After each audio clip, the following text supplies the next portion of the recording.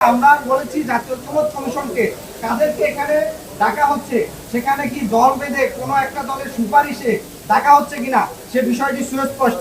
জাতীয় ঐক্যমত্য কমিশন কোন পদ্ধতিতে এই দলগুলোকে নির্বাচন করতেন সেটা সুস্পষ্ট করতে হবে এবং এই ঐক্যমত্য কমিশনে কোন কোন বিষয়গুলো থাকবে সেই বিষয়ে তাদের কিছুটা প্রশ্ন, তাদের অবস্থান প্রশ্নবিদ্ধ হয় এবং বিএনপির যে প্রস্তাব করেছে যে পরের সংসদে গিয়ে রেটিফাই হবে এই প্রস্তাবনাগুলা, সেই দিকে প্রধান উপদেষ্টার বক্তব্য কিছুটা একদিকে হেলে যায়।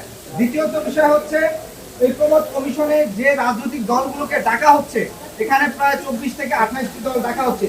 কি পদ্ধতিতে ডাকা হচ্ছে, অর্থাৎ কাদের কতটি সাংগঠনিক কমিটি আছে কিংবা নিবন্ধন আছে কি আছে না, মানে কোন পদ্ধতিতে ডাকা হচ্ছে সে বিষয়গুলো কিন্তু আমরা সুস্পষ্ট না। ফলশ্রুতিতে আমরা বলেছি জাতীয় ঐক্যমত্য কমিশনকে কাদেরকে এখানে ডাকা হচ্ছে, সেখানে কি দল বেঁধে কোনো একটা দলের সুপারিশে ডাকা হচ্ছে কিনা সে বিষয়টি সুস্পষ্ট। কারণ আমরা দেখি যে ঐক্যমত্য কমিশনের অনেকগুলো দল, তাদের আসলে অনেক সময় দেখি যে সুস্পষ্ট মতামত থাকে না, শুধুমাত্র একটি দলের বক্তব্যের প্রতি তাদের হ্যাঁ না বলা থাকে এবং যখনই বিপরীত কোনো মন্তব্য কিংবা বক্তব্য আসে তখন দেখেছে সেখানে একটা হট্টগোল করার চেষ্টা করা হয়, যেটা আপনারা দেখেছেন এখানে সংবাদ সম্মেলন করার সময় সিরিয়ালে দাঁড়ানো থেকে আইসার পিছন থেকে আগে বক্তব্য দিয়ে বলা।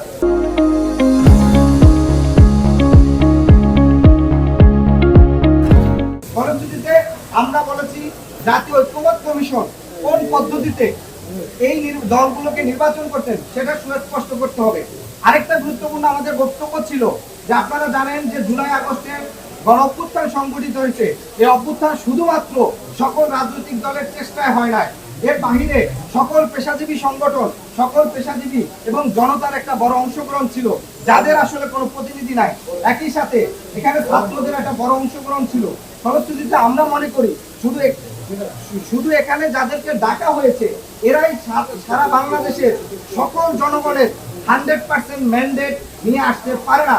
কারণ শুধুমাত্র রাজনৈতিক দলগুলো যদি সকল জনগণের ম্যান্ডেট নিয়ে আসতে পারতো, তাহলে আপনারা দেখেছেন যে অভ্যুত্থানের পূর্বে কিন্তু 64 দল, 56 দল কিংবা 54 দল মিলে কিন্তু নির্বাচনের পূর্বে আন্দোলন করা হয়েছে, তখন কিন্তু সরকার পতন কিংবা কোনো ধরনের গণপ্রতিরোধ করা হয় না।